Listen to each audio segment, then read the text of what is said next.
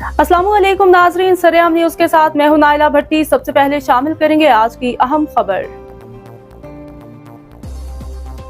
कोटला अरब अली खान सईद असद की रिपोर्ट के मुताबिक पंजाब ESTs एसोसिएशन जिला गुजरात के सदर और वाइस चेयरमैन अगीका मोहम्मद सईद असद ने जिला भर के असातिज़ा और दीगर महकमों के सरकारी मुलाजमीन का दिली तौर पर शुक्रिया अदा करते हुए कहा है, जिस तरह सख्त गर्मी की परवाह न करते हुए 12 जून को इस्लामाबाद पार्लियामेंट हाउस के सामने जिला गुजरात के कयूर असातिज़ा ने धरना दिया, कुव्वत का मुजाहरा किया और सारा दिन कड़ी धूप में डटे रहे। मेरे तमाम साथी उनके जज्बात, जुर्रत और बहादुरी को सलाम पेश करते हैं।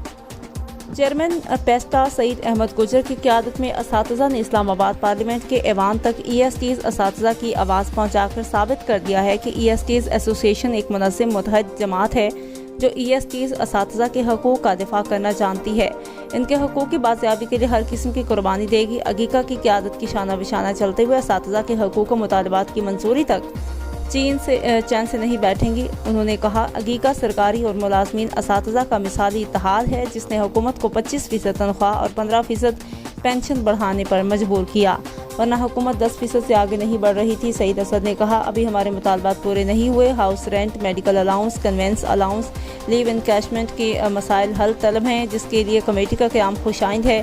पेंशन इस्लाहात का इतलाक़ मौजूदा सरकारी मुलाजमीन पर न करने के इक़दाम को सराहते हुए दीगर मुतालबात जल्द मंजूर करने की ज़रूरत पर जोर दिया। ESTs एसोसिएशन अगीका कायदीन रहमान अली बाजवा, चौधरी सरफराज मैडम, रुखसाना अनवर और दीगर का शुक्रिया अदा करती है। उनकी वलवला अंगेज़ क़यादत में न सिर्फ वफाकी हुकूमत बल्कि पंजाब के वज़ीर आला मरीम नवाज़ ने भी वफाक की तर्ज पर मुलाजमीन की तनख्वाहें बढ़ाकर दिल जीत लिए हैं।